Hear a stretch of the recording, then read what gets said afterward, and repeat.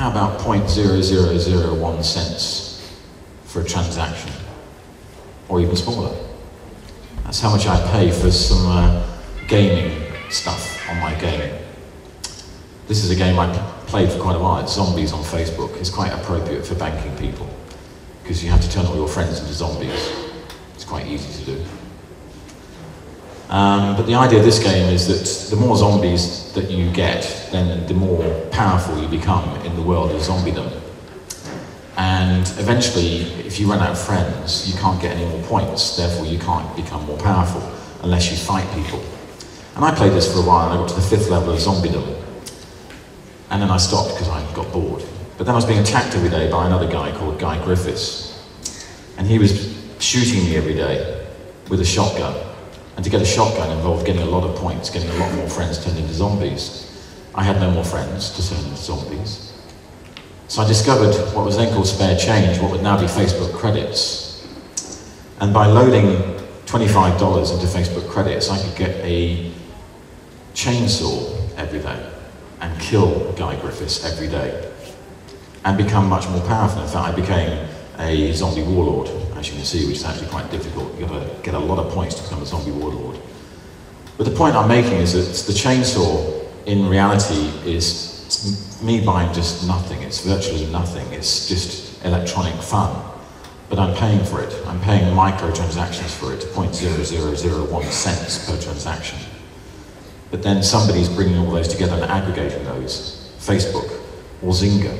Zynga is another game in Facebook that created this thing called Farmville that got 60 million users in 3 months. Their latest game, Cityville, got 100 million users in 6 weeks.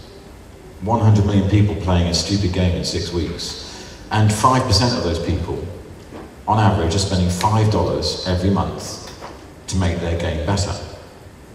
You think about the numbers, that's $25 million a month, $300 million a year on one game where they're just buying nothings in virtual exchange for nothing, or in this case for real money, $300 million worth. And so what's really happening is that our money is changing completely.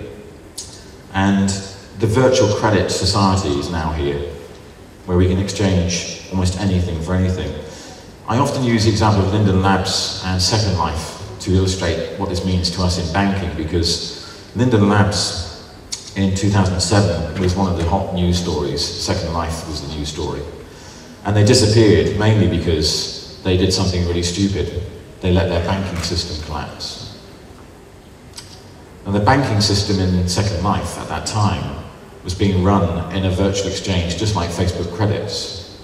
But it was being run by people who were not banks. Ginkgo Bank was the largest bank in Second Life. It had $1.5 million in real US dollars in its deposit holders' accounts, $300 million in Linden Labs Second Life virtual credits.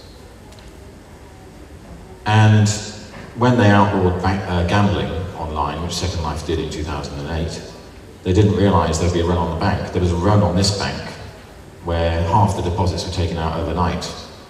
But the bank was being run by a guy in Sao Paulo, Brazil, in his bedroom, and he just deleted his account. Took all the money. And the people in Second Life didn't like that very much, so they went on strike, saying, give us our money back. Because Linden Labs said, well, we're not here to regulate this economy, we're here to run a game. Well, now they say every bank in Second Life must have a banking license in real life, because it's much safer, we think. But the point being that the virtual credit society is here right now, in Facebook, in Zynga, in Apple, in Amazon, in Google. It's right here, right now. And we're exchanging things for value, which is electronic fun, electronic books, electronic entertainment, electronic media, electronic anything. And that virtual credit society is going to change the whole way in which we think about money and how we think about payments and how we think about how we relate to each other. Because we've moved from a world where the US dollar was the rock of the reserve currency of the world, it still is for some. But actually, we've moved to where the grains of sand of payments are these microtransactions flittering in high volume every second of every day through Facebook, Twitter, iTunes, Amazon. And it's real money being exchanged into virtual credits and virtual money. The best example I have is the Angry Birds app. and apps are really interesting. And I can spend a long time talking about apps, but Angry Birds is one of the biggest apps on the iPhone and the Android. And it's something like 79 euro cents, 99 US dollar cents, 0.99 per download. Now in 18 months, Rovio from Helsinki, who created this game, made $75 million revenues from an app, the Angry Birds app. And you think about these numbers, like Zynga getting $300 million a year from a game that was launched within 6 weeks. And Angry Birds in 18 months, just as an app, getting $75 million in 18 months from micro money for virtual credits and debits. And you start thinking, actually what we really have to focus on here is data. Because data is the key to today's world where we're living in global real time, where there's no online or offline, it's just real time. And the data is what we have to leverage. Now in banking, we've known for a long time that data is critical. Citibank have made many comments in the past, you can see how long ago in the past, about data and information being important. Information about money is more important than money today. Because data is money. Virtual credits and debits is money. It's transactions, it's capability, it's leverage, it's value. And then we think about what we're doing with data today, and I don't know how many banks or financial institutions realize that it's actually their core raw material of business. It's just as important as money, if not more so than capital, and certainly as important as the labour force.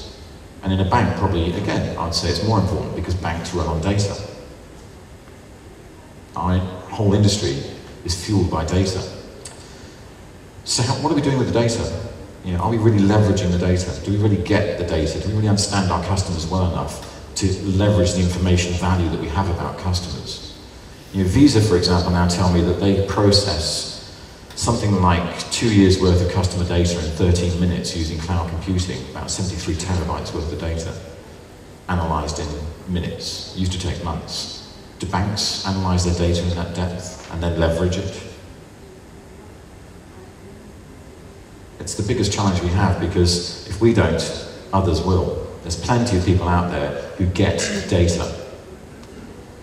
I was amazed to hear the other day that Amazon's cloud computing services, even though they're a bit flaky sometimes, are now adding more compute power in a day than it took to run the whole of Amazon's retail business 2 years ago. Every day the compute power in Amazon is doubling, near enough. It's not doubling, rather, it's adding the equivalent of their retail business every day. And when we look at those organizations that are looking at banking, they're realizing there's an opportunity. You know, Google now has 400 people in payments, dedicated to payments functions, in a division that's run by the head of PayPal Mobile, the former head of PayPal Mobile. He's now in Google. Google recognized the importance of payments. Apple's now got 200 million active credit card holders using iTunes. That's more than double the number of people who actively use PayPal. These guys leverage data. They understand data as an asset. Do we? Because everything is changing. Everything is changing as a result of all of these trends. And the best way to illustrate the change is that the mobile internet gives us everything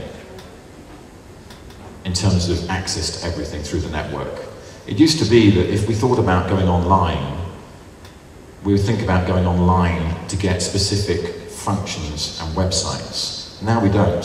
We're online in real time all the time, with everything in our pocket, distributed in micro form, micro application form. Apps is where it's at, not Apple's apps. But I can deconstitute banking and payments into lots of little pieces and make them simple apps. And then I can reintegrate them on my mobile device into my lifestyle app, my page of finance. And this is where I think we have to see the change in our industry. You know, for Apple, what's important to Apple is not the iPhone, it's not the iPod, it's not the Mac, it's iTunes. The iPhone is now losing market share to Android, but what's key to the Apple business is that iTunes is still going up and up and up in terms of the downloads it receives. You look at music downloads, the blue line, and then look at the red line, that's apps. This is where Apple really has its capability and its leverage. iTunes has replaced video rentals. On the flight over here, I rented a video. I watched it on the flight, on Apple iTunes. I don't need to go to Blockbuster anymore, that's why Blockbuster's gone bankrupt. It's why Tower Records has gone bankrupt, because I don't need to go to the record shop anymore. It's why Borders' book business in America has gone bankrupt. I don't need to go and buy books anymore. And it's not just iTunes that's squeezing here, it's Amazon and others. If I go into a music or record shop today, I never buy anything. I just get the app for Amazon, and I know it's cheaper, and it always is. And I click one click, and it's delivered to me at home. I don't even have to carry the goods back to my house. It's delivered to me. That's today's society. It's fundamentally restructured businesses and industries, and apps are restructuring businesses and industries completely. Because it takes all that functionality down into little simple, dumb pieces of functionality that you just touch. It makes it easy. It makes it foolproof.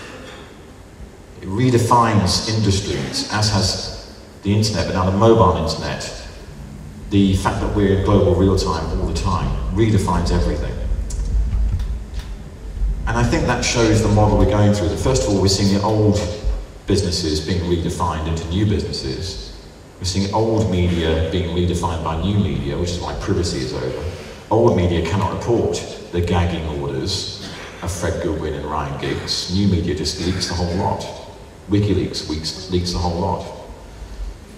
And what we're seeing is this redefinition of old businesses into new businesses. The old business was bookshops, record shops, music stores.